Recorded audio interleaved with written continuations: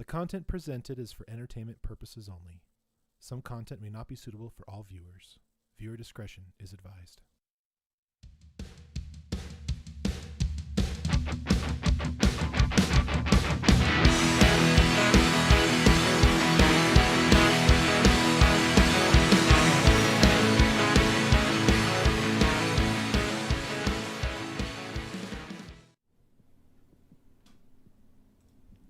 Well, hello, everybody. Welcome to the periodic review. Dun, dun, dun.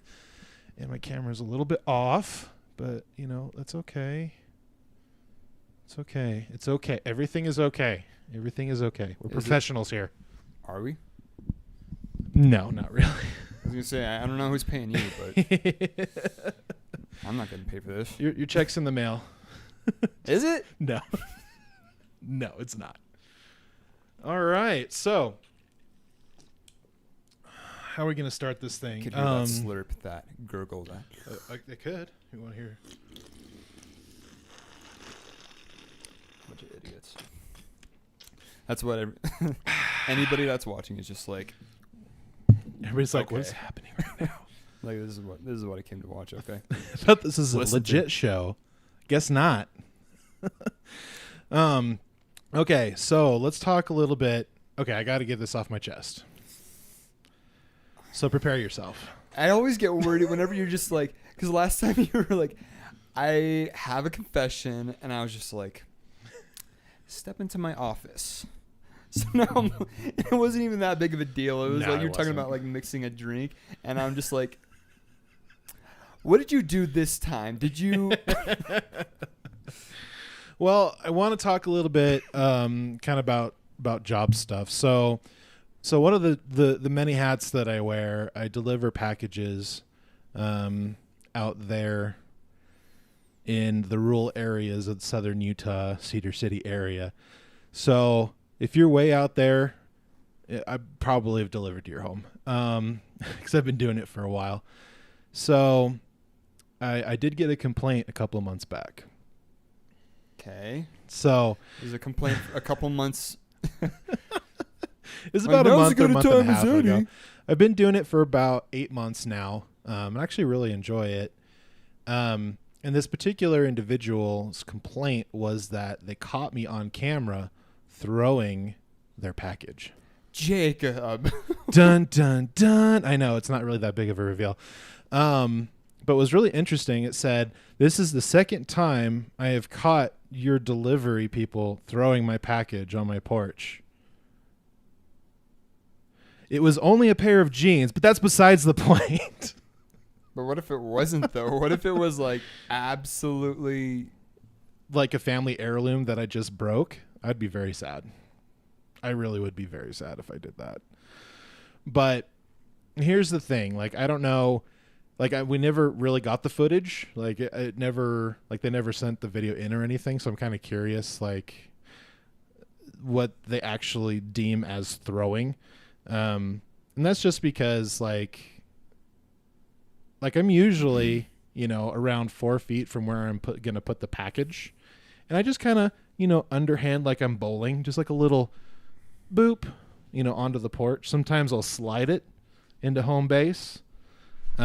But if it's like a pair of jeans or a t-shirt, yeah, I'll frisbee it a little bit, but I'm not like at the end of the driveway, like, like overhand, like baseball throwing their stuff onto their driveway. That's just silly. That's nonsense. No, you get your steps in, you get their package and you walk it up and you set it on the porch. I don't want my packages delivered to me, like getting tossed in.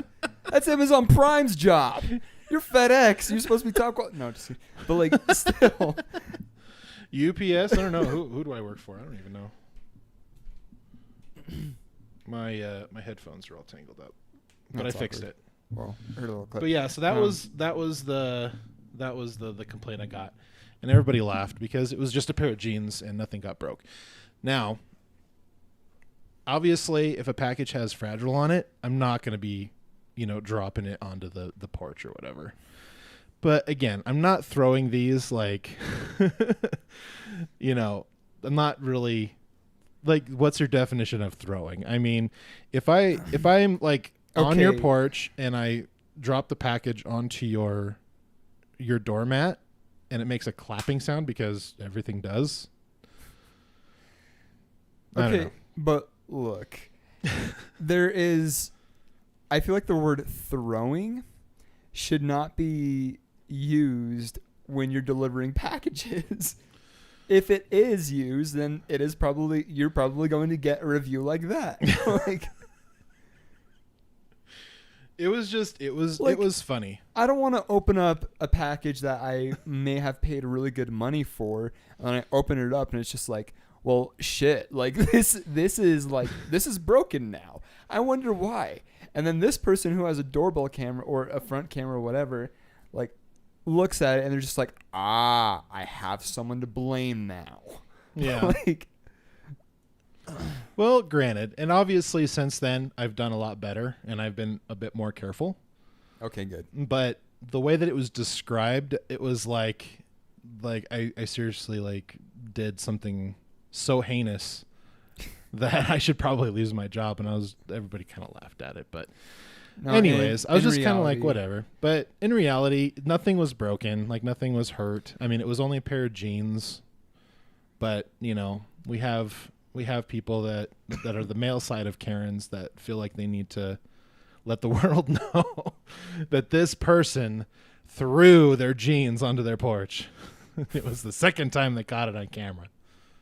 I really wish they had the footage. I would have played it. I had something I was going to say and I totally forgot. That's okay. All right, here's the next part. So a couple of weeks back, we've kind of changed our place for sorting our packages and stuff like that, just because it just got too busy where we were kind of collecting and and sorting them and stuff. So we moved it to a different parking lot of a place that's currently not in business. And so we're outside. When we get these totes of packages, we got to actually pull them out and we got to sort them. And that's so that we can actually run our routes a lot more efficient. Otherwise, you're just rummaging through totes all day long. And so we were just minding our own business and sorting. And a guy in a van, a black van, kind of pulls up and around. And he goes, "Hey, you be careful with those packages. I got you on camera." And I'm like, "Excuse me?" He's like, "You need to be careful of those packages. I got you on camera." I'm like, "Oh, well, thank you so much for letting me know. I appreciate it so much. Thank you. All right. You have a wonderful day. You say it so threatening. God bless." And he starts kind of driving off, and I go, "Mind your business." He drove off, and I was like, all right, whatever. Like, and I'm not saying, like, it just, like, I feel like there should be a name for male Karens. Bob. Steve. Dick? Robert? I don't know. Okay. Jerk? We're just throwing out. We're just throwing out ideas, guys. I'm not. No, but guys do like have their names made fun of, like Kyle. Kyle is given like a lot of stereotypes now. Like Kyle's that guy that's gonna be like obnoxious and outrageous. But Well, I don't know. I'll be honest. I don't know. You're right though. We do need like a male name for Karens. Yeah. There's not a lot of them because like when you work customer service and you have a husband and a wife coming to your counter as like a cashier, usually like 7 out of 10 times, usually the wife has something to complain about. Yeah. I am not profiling. I promise you. I used to work customer service for like several years. I am speaking from experience. So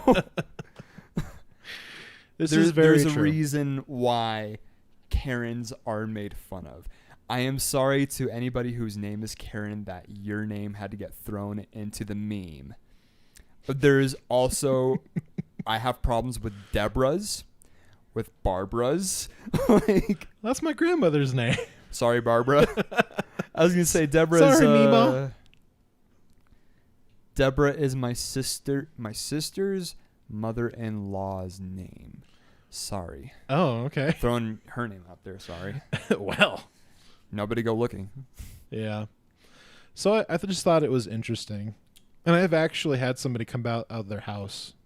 They didn't like yell at me, but it was just like, it was one of those packages that was like a book.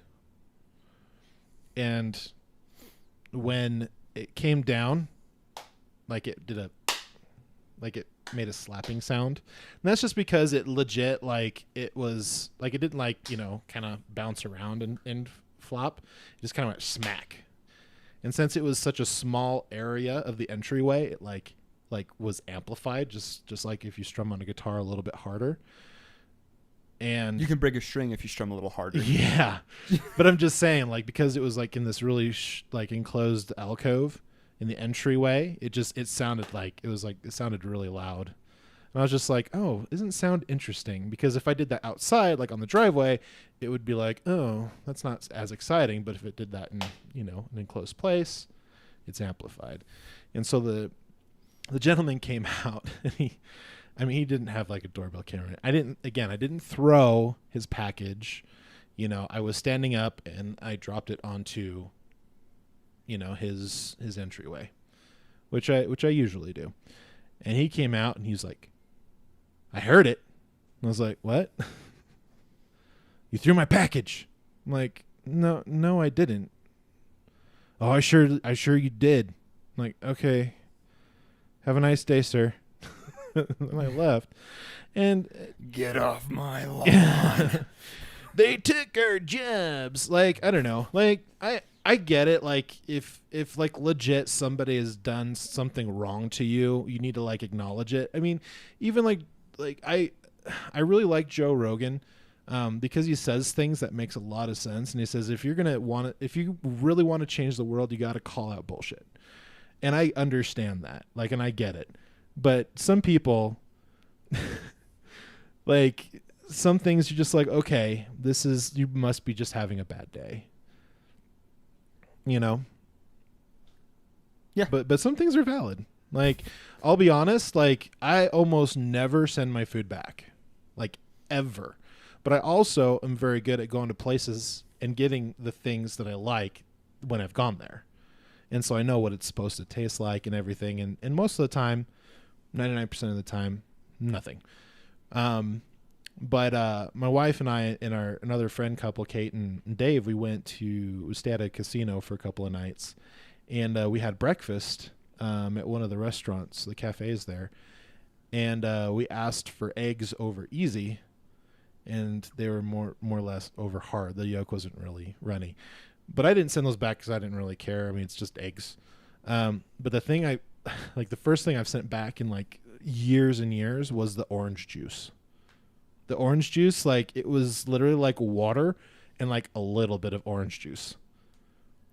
It was so gross. I was like, this is not orange juice. Then you order something else. You get their milk, or yeah. you get a cup of coffee. Yeah, and you say, well, you know, I really don't want this orange juice. Could you please take it off my ticket? Okay, sir, no problem. Great. Like, I didn't have to make a scene. I didn't have to like go, I want to talk to your manager, sir, because this is not orange juice. You know, I'm not going to do that. I'm just not that guy. But if it is really bad, I'll be like, look, bro, I'm not going to eat this. It's not very good. You know, please take it off our ticket. Like I'll do that. Passive communication, aggressive communication. Assertive is where we meet in the middle. Damn straight. And only men are assertive. No, I'm just kidding. No. I married a very assertive wife. Let's be honest. I was gonna say, if you haven't learned the opposite, like if you haven't, I shouldn't say the opposite. If you haven't learned otherwise by now. Yeah. No, come on, it's been how many years? How long have you guys been married? Okay. Can I ask that on here? What was that again? I apologize. How long have you and Rianne been married? Oh, so we just celebrated year number 7. Nice. And we don't hate each other. Currently. Although it depends on the day with what I did or didn't do. But I'm just kidding. I'm just kidding. That's mind blowing to me, because so my sister and her husband are like 28 and 29, and this is their 8th year. So it's like mind blowing to me, because like you guys are older, but you've been married for a little bit less time, and then they're younger and they've been married for just barely like over that. Like, it's only 1 year, but like still, it was just mind blowing to me. Yeah, man. I mean, it's just like anything else in this world. If you want something to go well, you got to keep working at it. You got to keep things fresh. You know, hopefully you married somebody who's really into romantic things, you know, like romantic gestures, I should say. Romantic gestures. I think that's what I meant to say.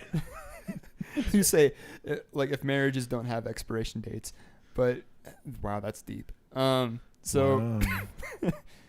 do you believe in like marriage, like with somebody, but like not romantically involved? You're just married for like the marriage benefits, for like the financial. Do I believe in it? Like, well, I mean, Or people like get married for all sorts of different reasons. I mean, like, I understand it. Like, I get it. Mm-hmm. I get why. I mean, sometimes you got to get that green card, and sometimes you got to do what you got to do. Like, I get it because, like, I mean, the process of becoming a citizen of a country, it takes time. So I get it if you want to try to fast track it that way. Yeah, it's fair. Which is fair. I mean, I don't think it's a bad thing. I guess okay, so let's talk a little bit about the social issue of marriage really quick. I personally believe that government should not be involved in marriage at all. Okay, so sorry, continue. And also, like, there's a lot of weird, like, legal stuff that occurs, like, with marriage, especially when it comes to nullifying that marriage, which is obviously sad, but the laws weigh heavily in favor of the wife, especially if they have children together and, you know, they're going with her.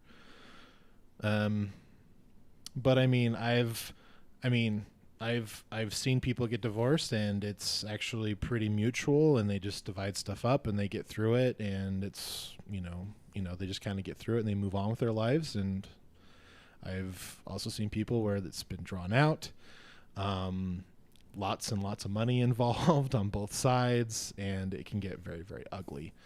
I don't know, like, I think something that says, hey, you're unified is really cool. I think it's a really great celebration of two people who really care about each other saying, hey, we're making this work through the rest of our lives and whatever is beyond this world. I think it's a beautiful thing. I just don't think that there should be any, like, stipulations of, like, you know, what happens afterwards. Like, I feel like if you guys choose not to be married anymore, you just aren't married anymore. Like, I don't feel like there should be, like, a big process or, like, big division of money. It's like, you know, whatever you put in, you get it back out of it. Yeah, I can also understand like why there are some legal things that like go on. I mean, honestly, I've never been married. I've never had kids. I've never like. Well, it was very important back in the day because when divorces happened, a lot of times the woman in the picture, back in the day, unfortunately, women weren't able to, like, own things and own land and property and like homes and stuff like that. And so I think a lot of the laws that came into place was to protect the women, make sure they had a place to stay, make sure they had money, you know, alimony and stuff like that. So I understand, like, I get it. Like I understand why those are in place. But I just lost my train of thought, so I'm just going to go ahead and kick it back to you. Yeah. I had a thought, but I mean, like, I totally understand why we need trials with, like, when kids are involved. Because it's like, have had, like, a major bad cough for the last couple of weeks because of allergies. Anyways, but, like, when kids are involved, because what if, like, say, for instance, the wife is leaving the husband because the husband is extremely abusive. And that's why court rules that the kids go with the wife, because they know that, like, given the history behind how he has treated his wife, that he could treat the kids the same exact way. So in order to, like, not let that happen, that's why we choose for the kids to go with the opposite significant other, if that makes any sense. So. No, yeah, absolutely. And I think it's definitely a case by case, basis. I mean, because like men aren't always the perpetrators of abuse. I mean, no, there's cases where women, abuse their kids and they had to go with the husband. I'm sure Rianne would have a lot of insight into this. Oh, definitely, definitely for sure. I wish he was here for this specific conversation. Like it was really interesting, like where the conversation went, and we got into like marriage and stuff like that. But I mean, as long as they're two consenting adults and they care about each other, I don't see why two people can't get married. Yeah. I've never been married. I don't know if I'll ever get married. The only reason I say that is because I don't know my future. I don't know what's gonna happen. So I think it's a really good idea when you find somebody and you're just like, I wonder if she's thought about this. And you should probably bring it up. But I mean, like, I think everybody on some level, especially if you have grown up in Utah, like everybody on some kind of level has been like, well, yeah, of course, that's the goal. Yeah, Grow that's up, part of get the married, culture. Have Yeah. a good job, have kids. Yeah. Like, yeah, it's the American dream. But at the same time, it's just like, well, walk into a Walmart, see a parent struggling with their kids, and it's just like, you guys aren't setting this up to be a huge party for me. I don't know how I'm supposed to get hyped up. I don't know how I'm supposed to get hyped up about having that. Like if I have kids, can I have one of the good ones? Well, and that's really interesting about like little humans, like like children, is that they go through phases, and so there's going to be a phase where they're just going to be all whiny and crying and tired all the time because they're growing, and then they're going to get older and they're going to go to their teenagers and they're going to have their angsty phase. I had so many phases. Yeah, so and especially when your hormones start hitting you when you're in your tween years, like all of that just kind of like amplifies everything.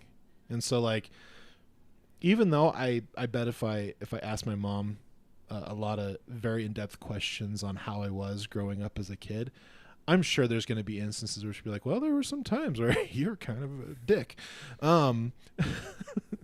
But I think overall, like, yeah, it's, you never know what you're going to get when you start dealing with kids. But I mean, like, the teen phase is such, like, that phase is so gnarly because you're in such a place where you're so easily influenced. Literally everything could sound amazing to you. Everything could sound absolutely ridiculous to you. So it's like where you're kind of struggling and stumbling on that path of self-discovery. By the time that you get to your 20s, that's when like the real confidence hits you. And then you're like, okay, I passed the tutorial, didn't know what I was doing the entire time, and now I'm figuring it out. Yeah. And like even in your 20s, you're still figuring it out, which is... Well, dude, like I'm almost 40. I'm still trying to figure it out. Like students of life, I guess. Yeah, you're always that's a great way to put it. We are always students of life. And so we're always going to learn and grow. Definitely going to learn and grow differently than what we did before, like, our brains and our bodies like have developed properly. But once you hit that point where everything's developed properly and like, stuff is actually sinking in and just you're starting to be more aware of yourself and consciousness and ideas, and that's when you really start like going, okay, now I'm starting to figure out which direction I want to go. It's because you have like your starting point, and then you have like point A, point B. Everybody has several different ways that they're going to get there. Like you can take a different route. Well, but there's hundreds of thousands of possibilities of how you could go somewhere and what you could do. Not one person's going to do it the same way. I mean, some decisions are probably going to be similar, but something that's really interesting about human beings is that as we're going through the process of making decisions and like executing those decisions, it's like, we're experiencing it like for the first time, even though it's been done hundreds of thousands of times. But yeah, it's very fascinating. That's some of the reasons why I like podcasts, because I think it's like a very interesting concept of like understanding like humans like in general. because we actually get to talk. This about makes me things. want to pull out The Art of Happiness again. That book. Is that the Dalai Lama book that you read? That's where. Yeah, so I'm constantly reading that book because there's just so much. Like I have that book highlighted everywhere. There's just so much in it. But no, that's yeah. cool. So it's like if you haven't read it, like go find it on Amazon. It's great. But it's like it was like a collaboration between the Dalai Lama and a psychiatrist. Sorry, psychiatrist. The way that you said that was really. It made me giggle. I don't want to adjust myself, and then you call me out. Psychiatrist. My speech patterns are weird sometimes. It's okay. But anyways, it's a collaboration between the Dalai Lama and a psychiatrist. So it's like it's him sitting down with this psychiatrist. I forget his name. I'm sorry, but I'm terrible with names. See Howard Cutler, I think. I'm gonna look it up, but yeah, it's great because you have this man that's just like all science and constantly trying to understand the mind, and you have the Dalai Lama who is like a spiritualist. Yeah, exactly. He's very spiritual, and just them having their conversations and them being able to like understand each other throughout the book, amazing. Love it. Okay, now I have to read that book because I really do feel that there's a kind of like a line between spirituality and science, and sometimes it feels like they kind of merge together. That's some why places they kind of blur. The lines kind of get blurry in some areas. Just like in the instance with quantum particles, like that gets completely nonsense. Like mathematics doesn't make any sense. Any known understanding of particles doesn't make sense. Yeah, I would give you my copy to read if it wasn't so highlighted. No, you're good. I can buy my own. Okay. I'll probably. Yeah. Is there an audio book on it? Probably. Yeah, I'll probably get that. Amazon. I'll be honest. Like outside of reading the stuff I've been writing, I find it very difficult to sit down and read a book. Yeah, that's why I like listening to audiobooks instead. Yeah, audiobook. But yeah, so his name is Howard C. Cutler, and the Dalai Lama. That's the authors, I guess. Yeah. But yeah, so what I like is there's a section in the book where he talks about like, this is the Dalai Lama, what he was talking about. So everybody has like a level of satisfaction. If you've ever gone to like an AA meeting or an NA meeting, they talk about this all the time. But everybody has like a level of satisfaction, and that bar is like slowly, like it goes up momentarily and then it goes back down to where it was at. So for instance, let's say you're here. For everybody that's listening, my hands are like, but anyways, but let's say you're at one level. Malachi waves his hand. Let's say you're at one level, you buy a car, and that happiness goes up for a little bit. No matter what, that happiness is going to come back down. Right. Let's say you're going through a breakup. It's going to drop, but eventually it's going to come back up. So where that's at, like you have the choice of like where you want to put that. And sometimes that's really hard to realize. That's really hard to like work through. But like ultimately that bar is up to you. And it just takes a lot of practice and like where you want to set it. As far as like your happiness level, or as far as like your level of satisfaction. Or, okay. Or like feeling of content, like however you want to put it. What I'm talking about, right? Yeah, I know what you're talking about. I assume if it makes sense to you and I, it makes absolutely. sense to everybody else. So we've had very in-depth conversations of this kind of stuff.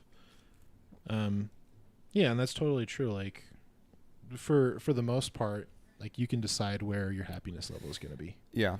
I know, like for me especially too, like I have a huge problem with spending money and saving money. Like I really do. I'm always like in my head, I always have something that I want to buy, and I'm like constantly like just shooting my money for it, because in my head I'm like, well, I'm going to get it eventually. Might as well be now. But like, well, that's not how it should be. That thing should be set as a reward. Yeah. So yeah. But I've noticed if I prolong, like my satisfactory like purchases or like trips and stuff like that, I I come to realize as I've gotten older that the more time it is in between from when I want it to when I actually get it, I feel more fulfilled when there's more time in between. Yeah, I do too. Which I find very fascinating. I know, like, so remember last year, 2020. So tax returns hit, and when I got my tax returns back, I was like, great, I'm spending this on all the music gear I can get. So I got a new guitar. I got 2 new guitars. I got a speaker, a bunch of different little pedals, and then before I knew it, my bank account was pretty dry.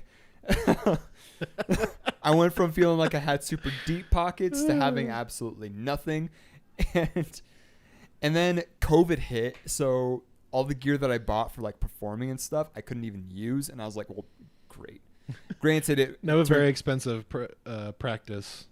Granted, like it turned out very fine, and I didn't really learn that much of a lesson because throughout the year we were getting several stimulus checks. So like, yeah, ours went to pay off debt. Yeah, I really should have been saving it to pay off student loans, but did I do that? No. Should I have? Yeah. We have to stimulate the economy, Alec. Come on, you got to dump it back in. You're right. No, but I mean, like, honestly, a lot of the stuff that I impulsively buy, like those guitars, like I sold one of my guitars last night. So. Oh, okay. Yeah, and it was not a guitar that I wanted to sell. I sold it because I was late for rent. So, putting that out there. So, you ever play a baritone guitar? I don't even know what a baritone guitar is. Okay, it's a little education. So, a baritone guitar it's just a regular guitar, but the neck is built slightly longer. So you have more range. You can there's a little bit more bass to it. So you could tune. So like the E string, like the top E string, you could turn all the way down to like B. Oh. So you have a much wider range. So that's probably going to be a lot easier with like open chord tunings and like. Mm-hmm. And that's why I got it too, because I go intensely, like all over the place with my tuning. Yeah, you like to tune it. Yeah. Interesting.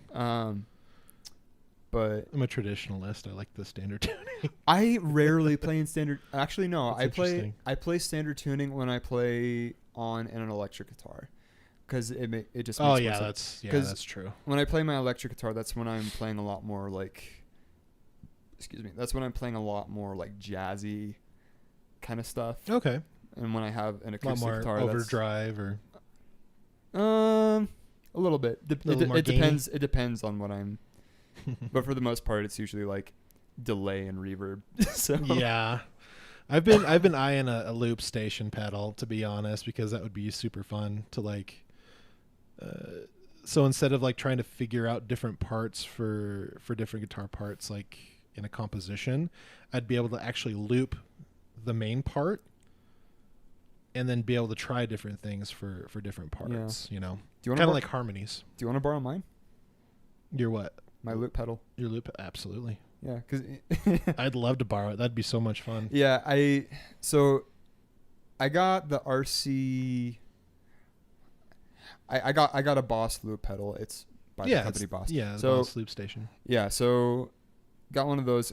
Probably one of the best purchases I had ever made, because I'm constantly using it. I got it for fairly cheap too. I got it for about $100. Pedals are not cheap.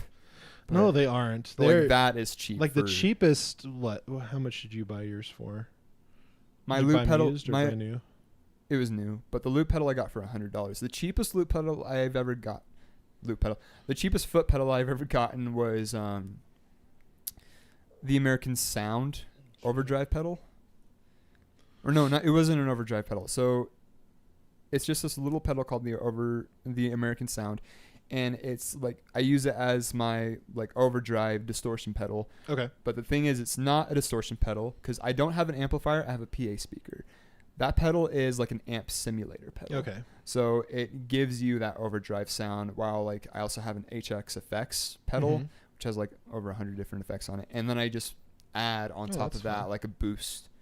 So it has a little bit more of a overdrive distorted sound to it. So nice. That's what I use. Yeah, I mean, I don't think gear they for have. days. I don't think they have cheap pedals anymore. I think they kind of did away with doing No. the cheapy pedals. No, that I know Behringer had a pretty good size line of pedals, but I think they discontinued. Like, I don't even think Behringer is even like in business anymore. To be honest, but they made all sorts of cheap electronics for stuff. Yeah, I'm all for Line 6, man. Like, I wanted to get the Helix. Like, have you seen those boards? Mm-mm. Oh my god, those things are amazing. I am, like I said, I'm very a traditionalist. I like analog over digital. Like even like recording, like I'll always mic up an amp. I like, and I know Sweetwater. Like I know that digital sounds make it so much easier to try different things, different tones, different colors and stuff like that, and add different, simulate different pedals that, you don't have. But again, like for me, like there's so much of a difference going from an analog sound to digital sound that there's something like you lose that like energy from the music. I feel like it feels more dead when it's more digitized. Yeah, I can see that. But that's just me. I mean, digital is like the way to go. Quantizing everything and what do they use on vocals now? Doing auto-tune and harmonizer and all those things to kind of make it all sound perfect. See, this is why I don't do vocals, because my voice wasn't made for singing. So I just stick solely to playing guitar. Yeah. But I mean, I can get that, but I mean, with a digital, like there just comes a lot more convenience. For sure. The studios are a lot smaller nowadays because of digital. I can literally record off of like my audio interface, my pedal boards, and GarageBand. Yeah, very it's convenient. It's just like a lot of people talk about all the time. They're just like, oh, I don't really have anything to record. No, GarageBand is amazing. Like, just use that. If you don't have GarageBand, then find something online like Soundtrap. So, I mean, there's really not any good reason for you to not get started. Yeah. Me, I'm just lazy, and I haven't gotten around to finishing the demo tape I started a year and a half ago. So, well, if you know and you need any help with that, somebody that has stuff that could do that. Yeah. I was talking about me, just in case. I know. Okay. like I said, I'm just lazy. I work Monday to Friday. I come home and I'm exhausted, and I just want to go to bed. Yeah, I feel you. That's kind of why I've been trying to get back into exercising. I would like to eventually. Yeah. and I'm sure you will, and it'll be great. Yeah. I know there's this time involved with that. But I don't know if Rianne's coming down. Like, I was kind of hoping she'd be down here by now and we could just start into our actual theme of the day. What is our actual theme of the day? Are we going with conspiracies today? Yeah, Okay, cool. I was thinking, well, just because like when we talked about the issues surrounding the death of Kurt Cobain, I was just like, oh, this could branch into all sorts of fun stuff, and I specifically, I really wanted to talk about the moon landing. Because so did we land on the moon? Did we land on the moon? Yeah. You think we landed on the moon? Yeah, I think we did. I think we did too. But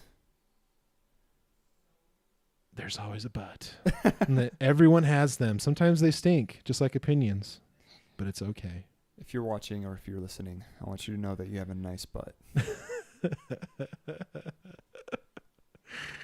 That was very strange, but it was funny. Anyways, sorry. So yeah, so moonlight. If you're still watching or listening. Yeah, we're kind of squirrels. We're like, well, there's a squirrel. Anyways, the moon landing. So anyways, yeah, the moon landing. So one of the TV series I've been like kind of bouncing in and out of, I don't know if they're making any more episodes, but there's it's a series on Netflix called Conspiracy, and it's basically surrounds all the conspiracy theories, and they'll actually detail like all the individuals that are involved and like, you know, all the information that they have that kind of that disproves or proves one way or the other with that that particular conspiracy. Is this a Netflix series or it's is a Netflix series, yeah, called Okay. Conspiracy. I'll have to start watching that. I didn't even know. Had I known, I would have been watching it this entire week. Mm-hmm. I have not been watching any TV at all this entire damn week. So Yeah. I like Loki's been out. Like the last 3 episodes of Loki have been out, and I've only watched the first. So I'm like, Yeah. Oh goodness. okay, so this is a few years old. Okay, so I'm gonna have to comment on Loki here really quick. I'm actually struggling and having a hard time wanting to continue my service with Disney. Why? Just because like they're doing all sorts of dumb things, making dumb decisions. Okay, but like And like you like The Mandalorian now, right? I know. yeah, so far like Okay. I've watched up like episode 3 or 4 and I'm trying to get Rianne to like I want us to like watch it together because she is okay about Star Wars. I mean, Okay. I don't think she's particularly like, "Oh my gosh, let's watch Star Wars." But when she does watch it, she does enjoy it. So, okay, continue with your But- reasoning as to why you want to. Well, the biggest thing that's an issue right now, and it's happened again and again and again, is that they're trying to reboot Snow White. And so there's Don't this need to. I know. But there's this issue where they have an individual that they've hired to be Snow White and she's not white. And so there's a controversy on that on Twitter right now and everybody is outraged and I'm just like, see, this is why I don't want to get into social media again because I read these things, I watch these videos about these things and all the, you know, the social media drama, and it just makes me angry and I just want to not participate. Well, who did they cast for it? That's a very good question. I can look it up really quick before we jump into our main topic. Snow White live action.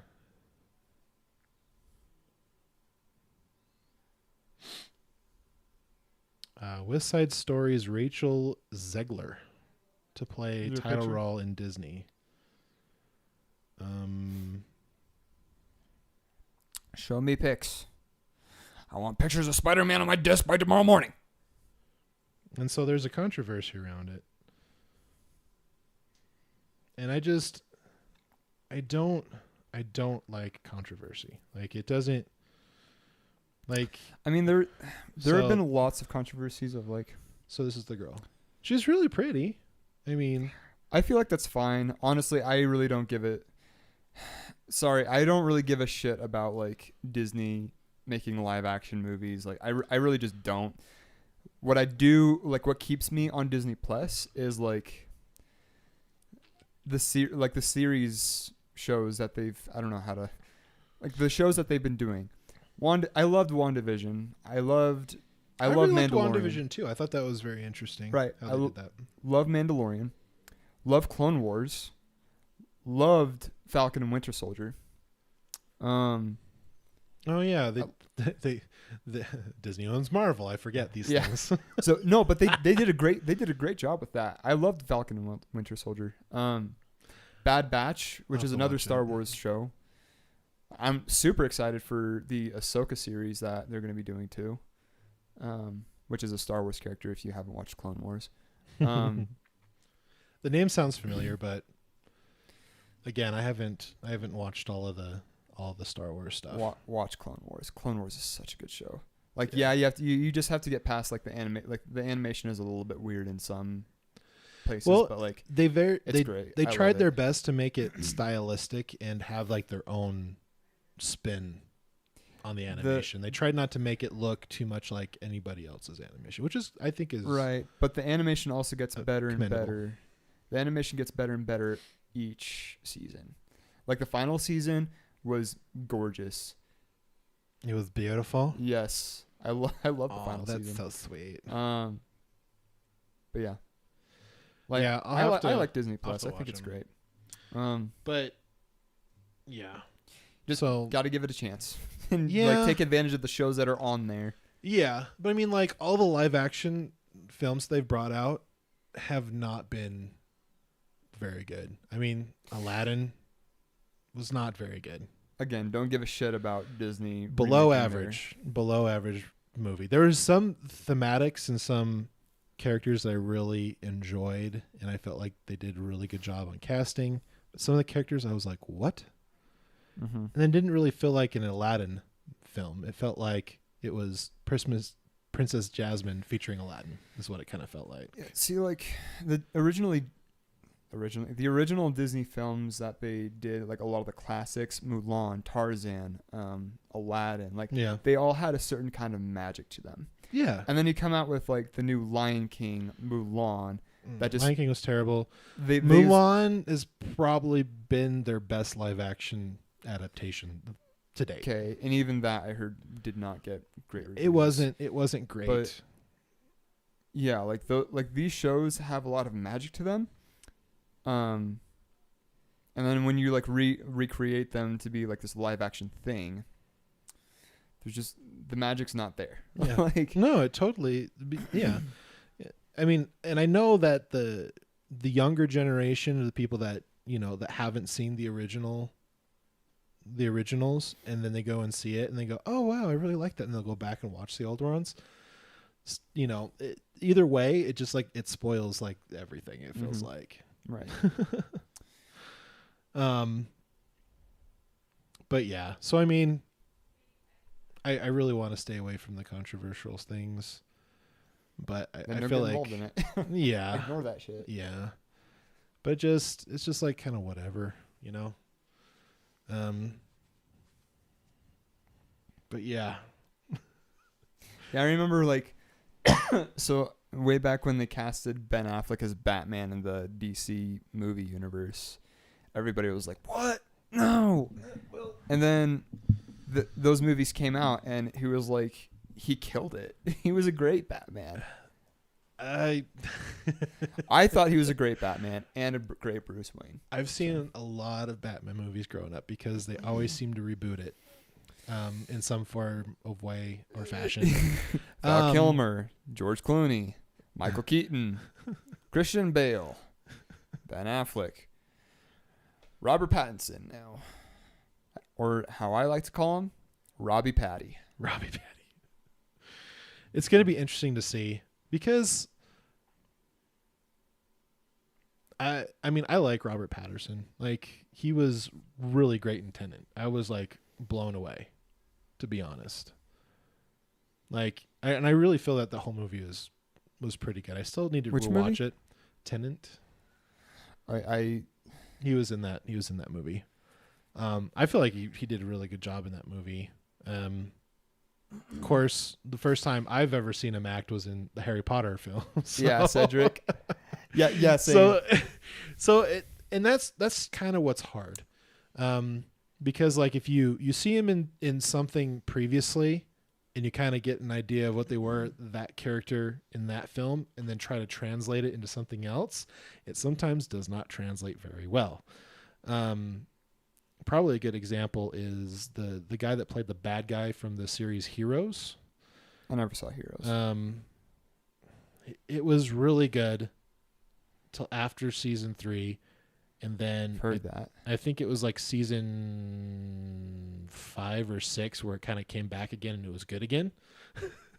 It was a very strange series because it started off really well. Season 1 was spectacular. Season 2, spectacular. Thank you for calling me out on that. So the spackleness of the series was really good.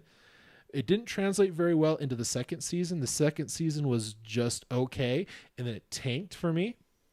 And then it came back again. There was like one season where they brought it back, and it was like amazing.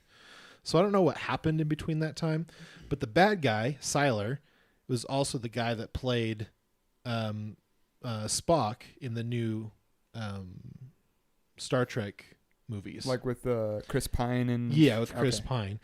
And it didn't translate very well for me, going from that character that was very dark and very sinister to very logical and very... Okay, yeah. Yeah. Makes So- sense. Well, Yeah, and so it's hard for me to kind of switch gears with people playing different characters. Sometimes it works really, really well. Sometimes it doesn't. For me, his Spock was not really good, but that's just the thing. Goodness, Yeah. what am I do Excuse appreciate when actors can have like a very wide range. Yeah. Like I like Robert Pattinson. I think the last movie I saw him act in was The Devil All the Time, which if you've seen that on Netflix. Oh, I think I saw trailers for that. And There's so many different actors in it. We've got like Tom Holland's in it, Sebastian Stan, Robert Pattinson. Yeah, that's one I wanted to see. So good. Like it's one of those movies I have to make a note to watch that now. So this movie has a lot of like violent shock factors in it where like you kind of raise your eyebrows and you're just like, I don't know if I want to keep watching it. But like I love how they work the story and how what they do with the story. It's just, what was it again? The Devil All the Time.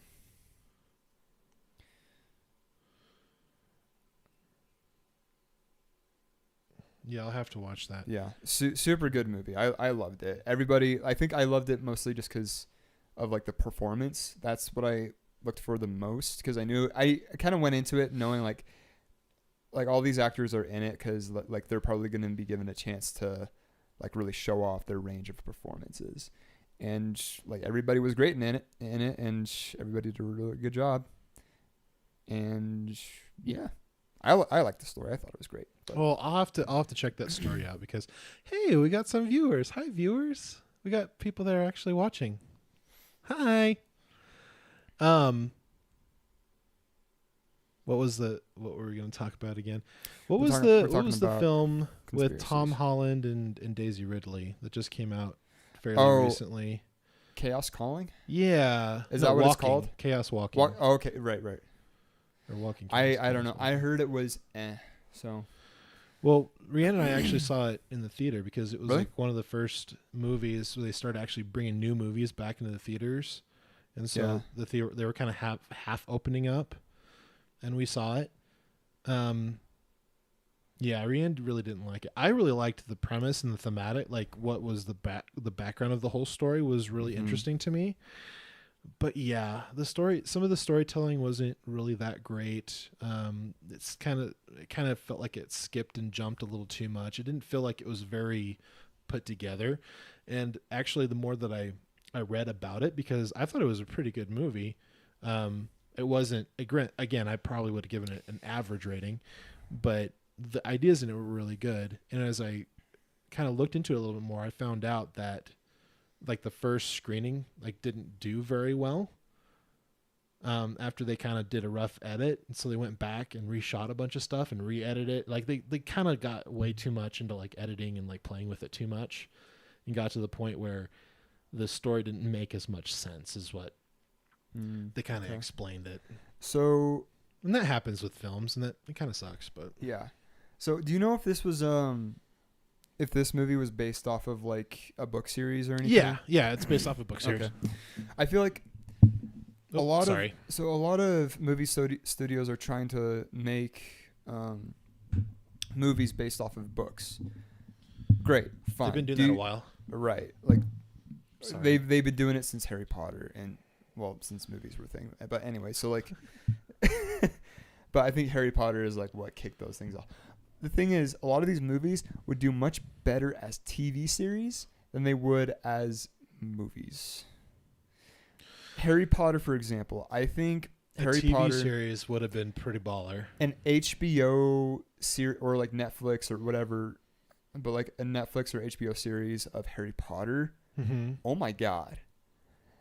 Same thing with Lord of the Rings. Do like 10 to 15 episodes and do like first year for the years for each season. Yeah, make it like 7 seasons. Yeah, do like a limited run. And then like that would have been pretty awesome.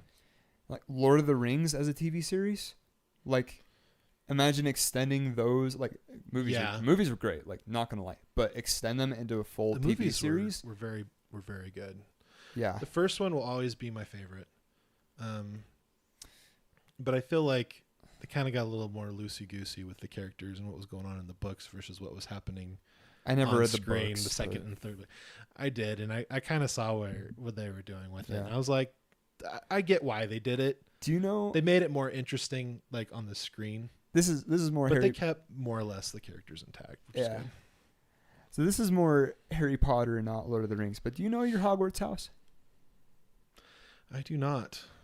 You I should don't find out. participate in those silly quizzes. Or, Oh, come on. no, those Harry Potter personality tests. I never got into that. Like that was like a really big thing for a while online. I'm a Slytherin. You're a Slytherin? No. Yeah, I'm a Slytherin. Oh, okay. There's some nice Slytherins. There are some nice Slytherins out there. That's true. Somewhere. I don't know where, but they're out there. Yeah, I don't know what my house would be. I think Rianne did it, and she always got Hufflepuff or something like that. I feel like everybody gets Hufflepuff. Like, Or they'll keep taking it until they get the Gryffindor. yeah. Yay, I took it right. Yeah. Anyways, I know we got way sidetracked. Oh my goodness, we're here to talk about conspiracies an hour in. Yeah, it's only an hour in. It's okay. So let's This talk. is like our introduction. It took an hour, but Yeah, that's okay. okay. Well, We were expecting Let's- Rianne to come down, but I got the text message she's dealing with some work stuff, and so she might not make an appearance tonight. sorry, like you said. Rihanna. Sorry, Rianne. But I anyways, still love you. So, what you wanted to talk about the moon? Yes. Because I am the opinion same as you. I feel that we did go to the moon in some shape or form. Whether now some of the pictures that they got are questionable because they actually have gone back and gone through a lot of the pictures, and they actually found out that some of them were actually faked in the beginning so they could use them as for promotion purposes. And so they actually took pictures of them like in tanks or like in a background and stuff like that. So we know that some of the pictures were faked and doctored to make it look like it because they didn't get a ton of great clear pictures while they were there. However, they do have those pictures, and there's quite a few of them. They're actually online. Also, there's a thing you can do where you can shoot a specific laser towards the moon at a certain place, and there's actually some kind of reflective thing that's on the moon, so you can actually bounce that laser off it and back, so you know that there's stuff on the moon. Okay. So I mean, whether we went there with people or not, that's another story. But Well, who else did we go with? We've sent plenty of robots and stuff out there. Yeah. Come on. But yeah, in some shape or form, we went to the moon.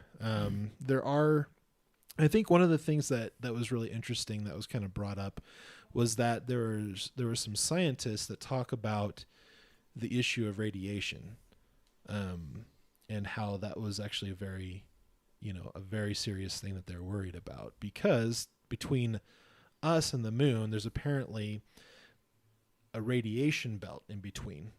And apparently that radiation belt is supposedly high enough to kill the people that go through it.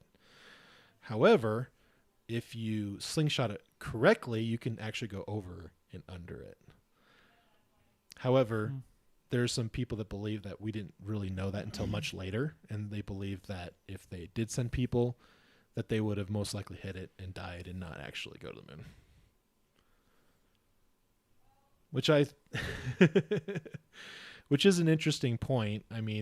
But again, like whether you really know if it's up there or not, who knows? Yeah. But I know that radiation was a thing, and I know they took certain supplements to keep them from getting radiation poisoning. Yeah. So we do know that.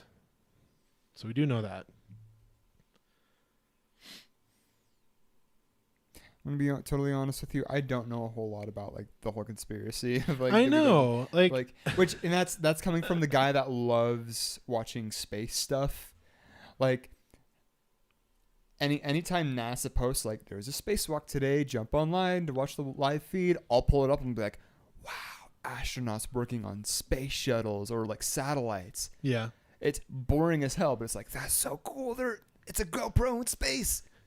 That's so awesome. Like, I'll always like freak out over that kind of stuff. But yeah. And here's some things too that's really interesting about that is that some of the people that have analyzed those like different spacewalks and them working on stuff is that you can see bubbles come off of their equipment and their suits and stuff. Yeah.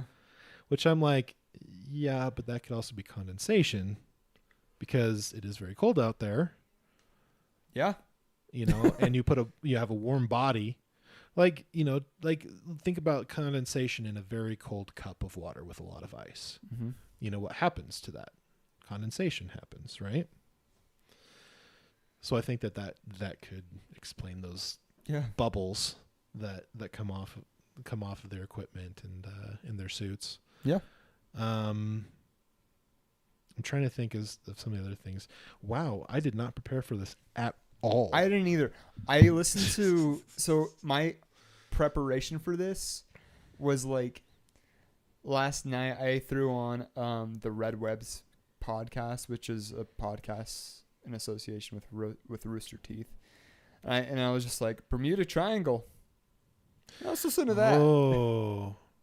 There's some really good documentaries on the Bermuda Triangle and the very strange things that happen within it. I didn't really learn much about the Bermuda Triangle until like a little bit last night. Yeah, I just haven't like. It's part of the paranormal world. I mean, but yeah, it's very interesting. It's just interesting because a lot of the stories that come with it end in the same place. Mm-hmm. Like you have, like planes or boats getting to a certain point in the triangle. Like they get to a certain point, their communication gets to a certain point, and then just they get lost and they're never seen again. Yeah. And it's like that kind of stuff blows my mind a little bit. It makes me kind of nervous. I do also know that there are like videos on YouTube of people like flying into the Bermuda Triangle and nothing happens and then coming back, but like still a lot of the stories that you hear and like the places that they end, they always end in the same place. So it's like, that's very strange. Okay.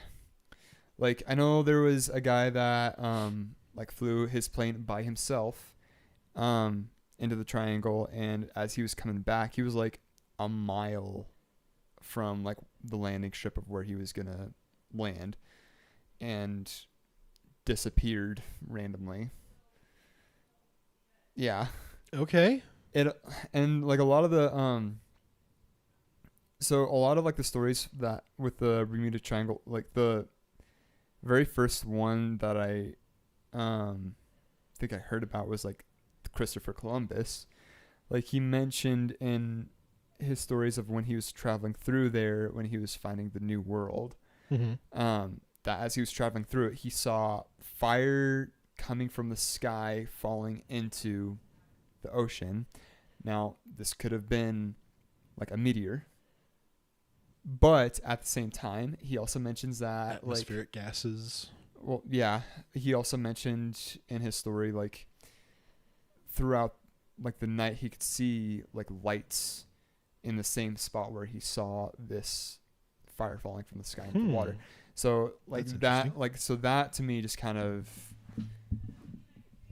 that, like, that's what makes me question it a little bit, where I'm like, okay, that's kind of weird, but could hear all of that. Yeah, I know. I should have sat in a more comfortable chair. I'll do that next time. Well, another really interesting thing about the moon landings is that the first crew that was going to go to the moon ended up dying in a very tragic fire. Yeah. Yeah. And what's really interesting is that one of the astronauts that were going to go up was this is obviously during the time that it was a space race where Russia and America was basically trying to get the first person like on the moon. Mm-hmm. That's when JFK did his very famous speech. We don't go to the moon because it's easy, but it's because it's hard. And this particular astronaut was very open and was questioning all these different things because now America was trying to push hard to get there before the Russians. And he felt that the engineers and the people that were on the team, and this was, a lot of people, working on this, but he felt that they were sacrificing a lot of the safety for speed. And during one of the interviews that he had, he put a lemon on a hanger and hung it on the lunar module. And he apparently was pretty outspoken about it. And then again, this is one of the conspiracy theories, is that because he was so outspoken about it, that it would probably delay them even more, because they'd probably have to get a different pilot and stuff like that. And they believe that the reason that there was a fire in the module that they were getting ready to fly out of and burned all three of them was because he was so outspoken. And that's one of the conspiracies that was kind of revolving around that. Which is very strange. I mean, I wouldn't put it past, the government doing that, or people trying to push the envelope and actually get things done. But whether it was nefarious or if it was an accident or not, I don't think we'll ever know. Excuse me. Very gassy today. I don't know why. Just had to throw that out there. Yeah, I'm just like, I don't know. Just like as we're talking about the moons. So, but then there's the other side of it. Not that there's like a conspiracy within the government and stuff, but that it is a conspiracy with the government, in that in order for them to help us get to the moon faster than the Russians, they would come up with this big scheme and plan to fake the landing. And so basically the conspiracy goes that they had an offsite, basically a studio where it's really dark and blacked out, the lighting and everything, and they basically would simulate people being on the moon. So Neil Armstrong, and the team. That's one of the conspiracy theories, is that we faked going on the moon by basically having this big production in a sound studio, which is really interesting. That is interesting. I still think we went to the moon, but yeah. Well, here's the other thing too. The thousands of people that have worked on the project, and the hundreds of thousands, if not millions of hours that they put into making it happen. You would think that there would be one person that said, "Oh yeah, I was in the production studio. Yeah. I was the cameraman.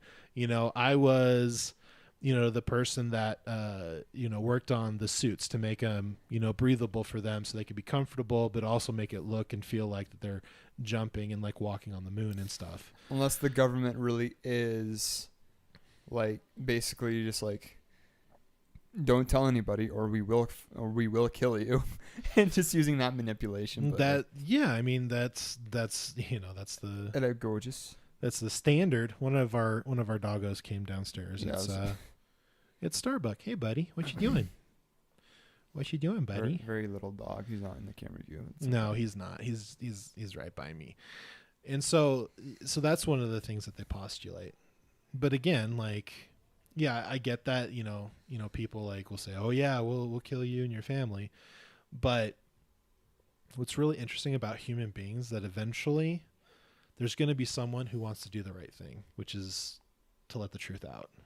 100%. And I'll be honest, I personally haven't sat down and Googled and used DuckDuckGo or whatever to figure out if there was any more information which would dictate that that's actually what happened, or if there's people that came forward and testified and said, "Oh yeah, this was all faked. We never went to the moon."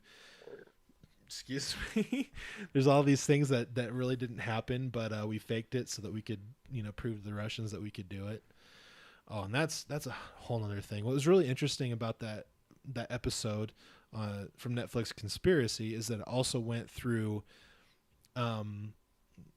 Russia's issues with getting to the moon, and basically all of the things that they shared of them, going to the moon and like doing all these things, they believed that it was all fabricated, that they all did like studio work and stuff like that to make it look like that they sent a man in outer space or a chimp to outer space or whatever. But the only thing that they did launch and actually got in outer space was Sputnik, and that was it. But there was like this big conspiracy cover up, according, to this documentary, that they covered all that up and they never actually created anything that actually went out in outer space other than the satellite. Yeah. I mean, sorry, I'm like reaching down to pet your dog. No, you're fine. I'm easily distracted. Thank you. He's Came fun up to here pet. instead. He's cute. Yes. I forgot what I was gonna say. Yeah, I totally forgot what I was gonna say.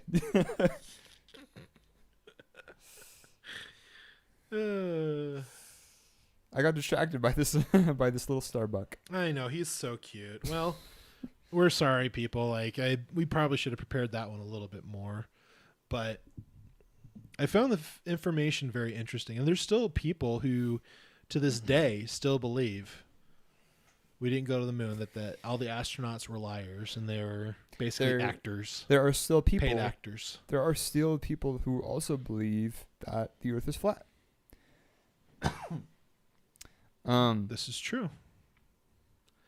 Yeah. And despite everything that's been able to debunk that, they're still like, oh well, we're still trying to find a way to prove that it's actually flat. I think it's very sexy. I think it's a really fun thing to think about. But you just described it as sexy? Oh yeah, it's a sexy conspiracy that we have an Earth that's flat. That's a weird way to describe it, but okay. Yeah. Okay. Maybe that's not a very good way to put it. Your words, not mine. But yeah. Well, Anyways, we just kind of do our own thing. Ooh, what about Bigfoot? Bigfoot? Where are you at on Bigfoot? I mean, I'm gonna be honest. I haven't really thought about it a whole lot, but I mean, what is it? Pithecus gigantus or something like that. Sounds like a Harry Hominid Potter of some sort. Sounds like a Harry Potter spell. And it very well could be. I'm sure like maybe Bigfoot is out there somewhere, but like I need to watch that BuzzFeed Unsolved episode again where they were like talking about Bigfoot. But have you ever watched that show, BuzzFeed? We always go back to TV shows whenever we're talking. BuzzFeed, no, but I know that there was a series. I think it was called like Hunting Sasquatch or something like that on like National Geographic. I think. I want to say. I know the show that you're talking about. But they never found him. They never found him. Yeah, but I mean, like, I don't know. It could be real. Maybe. I don't know. There's some big ass footprints.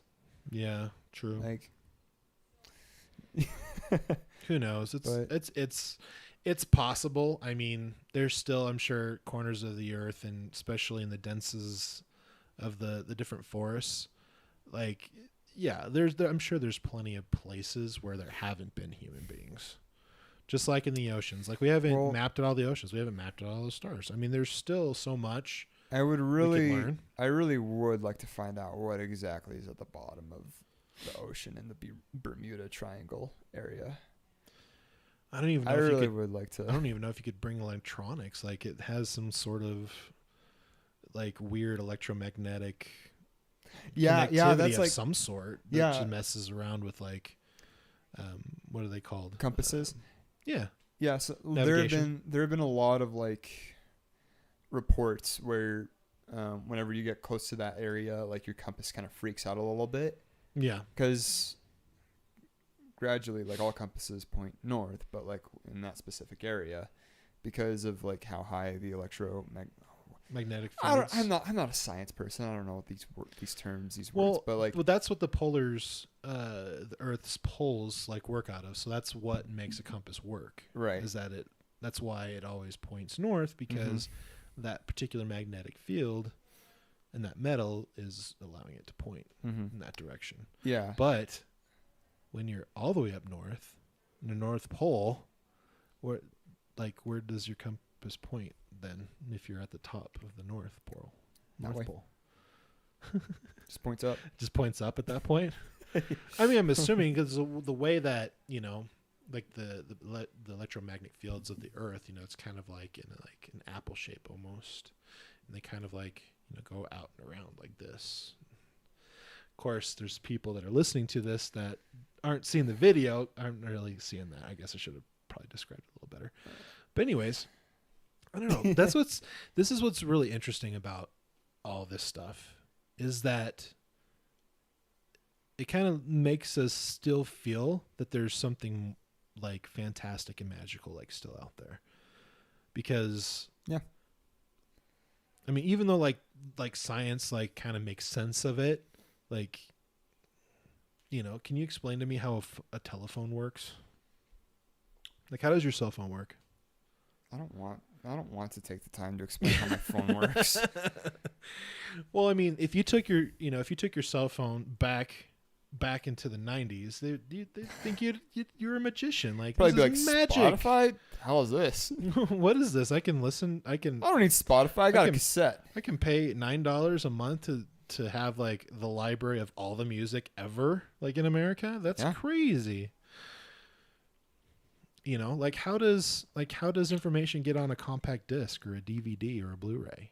I mean, how does it read it? I mean, I know it's a laser and I know that there's information on it, but did you also know that the information is actually on the top of the disc, not on the bottom? The bottom is actually a clear protective film. See, so earlier today I was at Gravacious Records, which is our record store that's here in town. Yeah.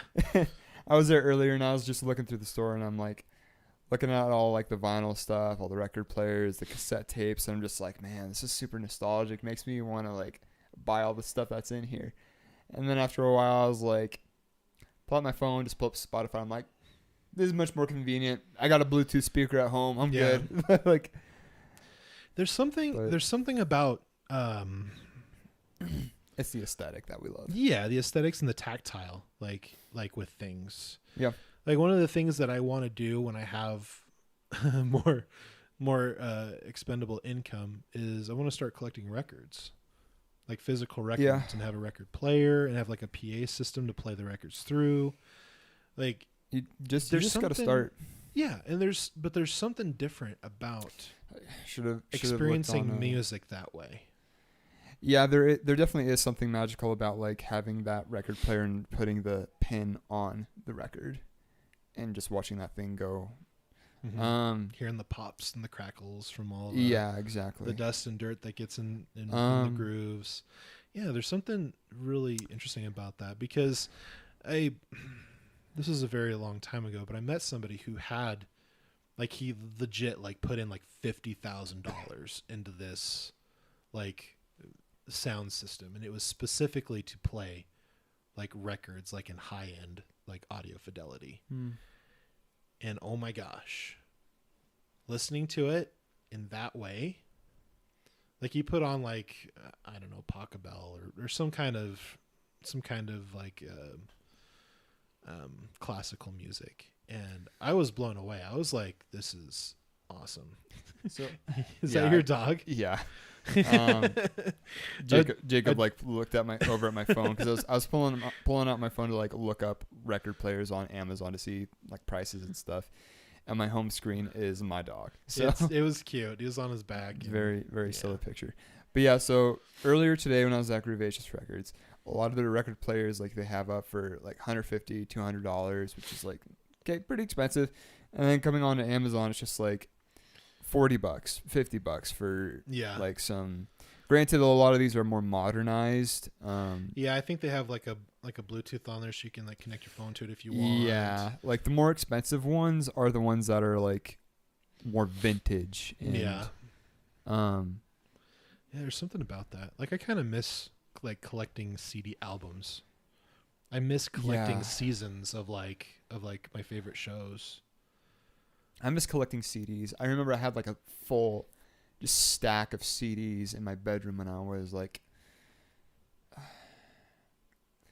from like 10 to like 17, I just had stacks of CDs that I was constantly collecting, because I didn't get a smartphone until I was like, everybody in school had smartphones throughout high school. I didn't get a smartphone until my senior year of high school. Right. I was rocking the flip phone for most of my high school life.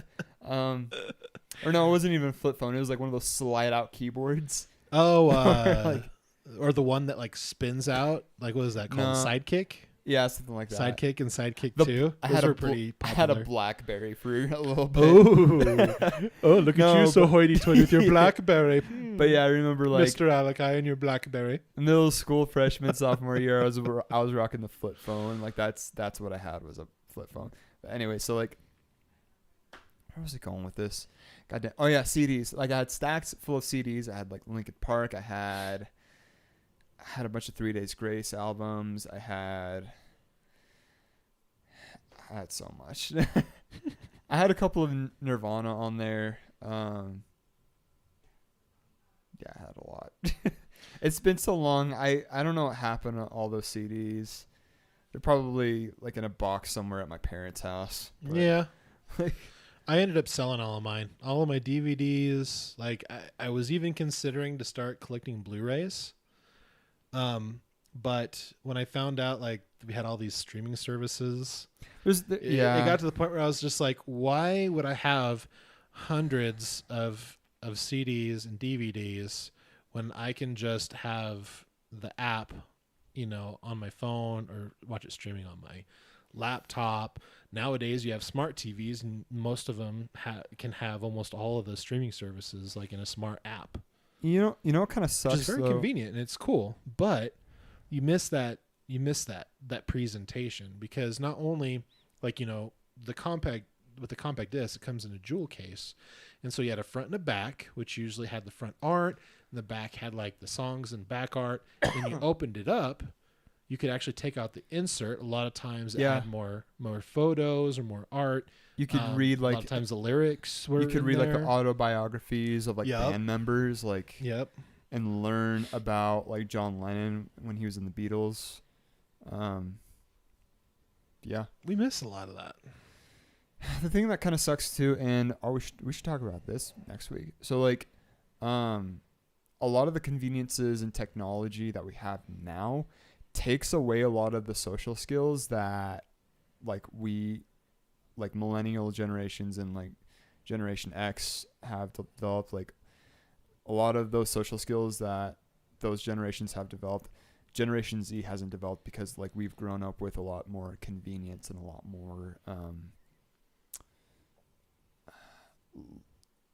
like we can have everything that we want now, right? Except for like good skills, like social skills. Like instead, like if you want to go to a movie, like you don't even if you want to watch a movie, you don't have to like go to the movies. You don't have to go to the video store and be awkward leaving the house. You just throw it up on the TV, just rent it on Amazon. If you want to like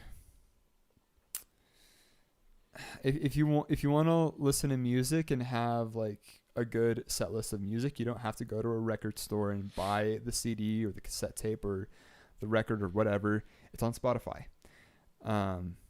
or Apple Music or whatever you use. Like you don't have to go out and like have that social interaction of like meeting somebody at a record shop or a DVD store being like, oh, like you're checking this out, like me too, like, and having that conversation. It's like now. Oh, yeah, have you seen this before? Did you like it? Who was in this you're just at home and you're just throwing it up there. The convenience is there.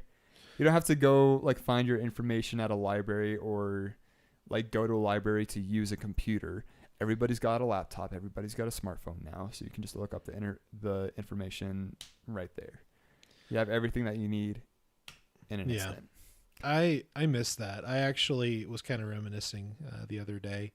Now that I was remembering that Jurassic Park, the soundtrack was the first CD that I got. Yeah. And my father was the one that bought it for me. I think we went to like a Hastings or a Sam Goody. I think it was somewhere like in Utah when we were out visiting him, or maybe in California, I don't remember. But I was thinking about all the different time that we spent. We spent a lot of time watching movies. And so a good portion of that was taking like an hour and a half, sometimes 2 hours, going to a Blockbuster, Hollywood Video, a Hastings, and actually going through the different videos and looking at the covers and seeing who the actors are on the back and getting the synopsis and going, that didn't look that good. Oh, hey, there's the horror section. I'll go to the horror section and check that. Yeah. And you could actually, talk to somebody there and be like, hey, have you seen this film before? Hey, what do you think about it? And a lot of times the people that were actually the customer service would more than likely have already seen the movies. And so they can actually give you an idea of what they thought about them too, which was actually really cool. It wasn't like, I go online and see what was, Rotten Tomato Fresh or, or see which one has 5 stars, 5 out of 5. No, you would have a conversation with a person to be like, oh yeah, I've seen that actually twice now. It's actually really good. Yeah. It has Russell Crowe and so-and-so and such in it. Which granted, like, we still have those conversations now of like, oh, have you seen this on Netflix? Like, it comes up so often all the time on this podcast, for example. We do talk about TV shows and movies a lot because that's a lot of the like the media stuff that I consume. I consume a lot of videos and I consume movies and TV series. I consume very much videos. iFunny and TikTok, and those are my things. But yeah, you're absolutely right. But granted, like one thing I am grateful for is like the fact that concerts aren't going to go away anytime soon. Like, live music still has so much magic to it. So, well, I think that live music in a streaming platform could possibly be the next thing, or they would not only sell tickets for the physical place, but they would also stream it and sell digital tickets as well. I know that there's some conventions that actually do that now. I know that BlizzCon, they do that, where not only could you actually physically go to BlizzCon, but you can also buy a virtual ticket and you could actually watch it online as well. I honestly think that's actually the next big thing, is that music and performances are not only going to be like, hey, you can come to the Madison Square Garden and watch the Foo Fighters live, but you can also buy a virtual ticket and they can actually do the live show and do the fly-ins of the different, cameras and camera angles and stuff like that. Cause they pretty much are already doing it on several big screens. So cause like you're absolutely tiny, when you're at like tens of thousands of people. So for them to just basically, plug that in, through a computer and then broadcast it to the internet, I think that's probably going to be the next thing for music. I think they'll still do concerts, but I think being able to sell even more tickets through a digital medium, I think they're going to move that direction. Oh yeah, for sure. I see that happening anyway. I mean, growing up, I've only ever bought my tickets online. I've never actually gone to a venue and purchased tickets unless it was for a local band, which you either had to purchase from somebody in the band or at the door. Or at the door. And say, hey, I'm coming in for Pig Sweat. I've never known a band that's gone by Pig Sweat, but The Naked Neighbors. The Naked Neighbor. You either have a naked neighbor or you are the naked neighbor. I am the naked neighbor, so keep those blinds closed. No, you don't want to see that. It's my house. I'll do what I want. I had it's a little weird off-topic story, but it's a story. Stories are fun. We love stories. I was taking a shower. So in my bathroom, there is the door, and then across from that door is a bedroom, and across from that door and going into the bedroom are the windows to the front of the house.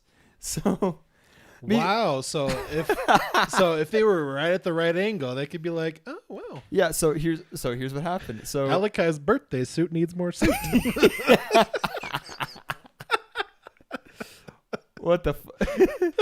So, yeah.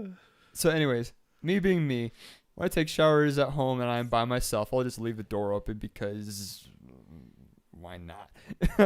Anyways, open the shower curtains and dry myself off. Walk out of the bathroom and I'm butt ass naked. And as I'm walking out, I look through the door like to the window, and I can see my neighbors looking through the window right at me. Oh no! But here's the thing. I don't get embarrassed that often. I'm not one to get super uncomfortable very easily. So, and I'm just like, this is my house. So I'm looking out front. You would think think that I would like grab my towel and just run into the other room. No. I walked out, I stood there, and I made eye contact. And you're like, and Superman pose.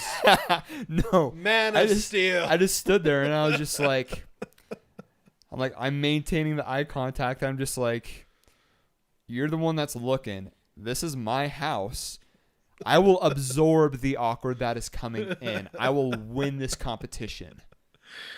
The person that's going to break eye contact first is you.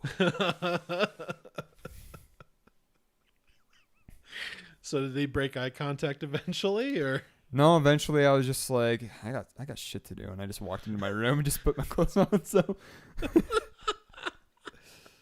just like I can't, like as much as I would love to stand here all day and just maintain this awkward eye contact, I'm late for work. I gotta go. I gotta get dressed and go. So, that's really funny. I still. Because Rhiannon and I did foster care for about a year, just over a year. I still sometimes end up closing the door to our bedroom when like we get in the shower or dress or whatever. It's just she's like, "Why are you doing this?" I'm like, I don't know. I just, for some reason, my muscle memory is like, oh yeah, I'm supposed to close this door so people don't see me naked. I do that a lot whenever I'm like, whenever I don't have to do something anymore, but I still do it anyway. I'm just like, oh, yeah, habit. That's right. Yeah. Like one of my habits I still do is when I'm making my sandwich for my lunch, I always put a W on it. Why a W? Because it's a winner sandwich. Okay. So when you eat it, you're like, I'm a winner. Okay. I don't know. It's a weird thing that I do, but just kind of remind myself I'm a winner today. I'm gonna eat a winner sandwich. I like that. Yeah. It could just be a regular dull sandwich with ham and pepper jack cheese, but pepper jack cheese so good. After you put on the mayo and you make a W with that mustard, it's absolutely scintillating. That's could have gone in so many different directions. But I like the direction it went. Yeah, yeah, it's good stuff. Jesus Christ. I know. What can I say? I'm just kind of talking. What can I say except welcome? Oh, hey, a little bit of Moana there. I like it. Yeah. Everybody talks about Moana all the time. I've only ever seen that movie once. Yeah, we watch that movie every so often because it makes us feel good. The movie that makes me feel good is Moana Montanui. I like Treasure Planet. I watched Treasure Planet the other day. Really good. It's a good film. And I like, I like Mr. Dwayne Johnson. He seems like a really good individual. Yeah, I agree. Yeah. I feel like sometimes we're in this echo chamber of just like, yeah, I agree. Yeah, I agree. Yeah, I do agree. I just save it a lot where like if I have a thought where I agree, I'm just like, yeah. Yep. I agree. Yes, Your Honor. I do, in fact, agree. I concur. Enough said. I think that's a good place to stop.